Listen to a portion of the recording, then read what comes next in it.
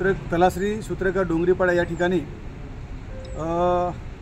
एका गुजरातच्या जमीनदाराने LNT कंपनीला जागा भाड्याने दिलेली आहे आणि त्या जागेवर त्यांनी खदान आणि क्रशर उभा केलेला आहे। हा बेकायदेशीर आहे। खरं म्हणजे तिथे कोणत्याही प्रकारचा पंचनामा न करता तिथले जे महसूल अधिकारी आहेत त्यांनी परवानगी दिली आहे किंवा नाही त्यांचंही अजून म्हणजे स्पष्ट ते सुद्धा सांगत नाही आहेत।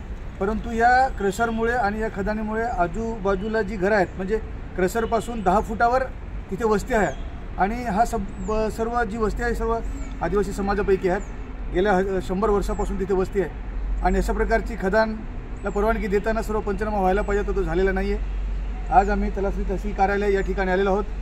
त्याची आम्ही तहसीलदारांना या ठिकाणी विचारपूस केलेली आहे। त्यांनीसुद्धा त्यांच्याकडे जे काही ठराव वगैरे आलेले आहेत हे सर्व बोगस आहेत। ग्रामसभाला विश्वासात न घेता अशा प्रकारचे ठराव तिथे ह्या लोकांनी केलेले आहेत।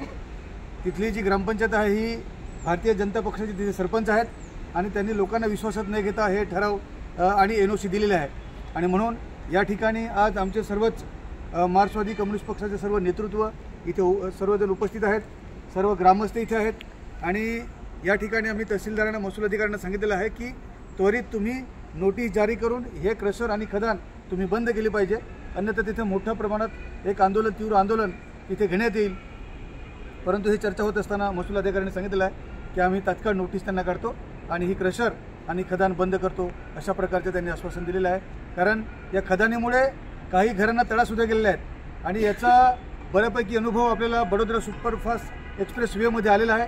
गंजाड या ठिकाणी अशाच प्रकारची ब्लास्ट झाल्यानंतर त्या गावातील तिथला जो पाडा आहे त्या जवळजवळ 15-20 घरांना तडा गेलेले आहेत, त्याचे मोठे दगड उडले, त्याच्याने काही लोक जखमीसुद्धा झाले।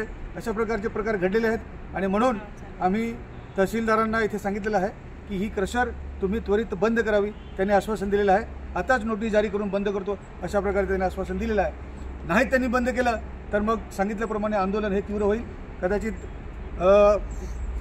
रास्ता रोकोसुद्धा या प्रकरणावरून रास्ता रोकोसुद्धा आमच्या पक्षाने पुढील निर्णय घेतलेला आहे। तर ते होऊ नये म्हणून महसूल अधिकाऱ्यांनी लवकरात लवकर ती क्रशर बंद करावी असंच या प्रसंगी आम्ही इथे तहसीलदारांना मागणी केलेली आहे।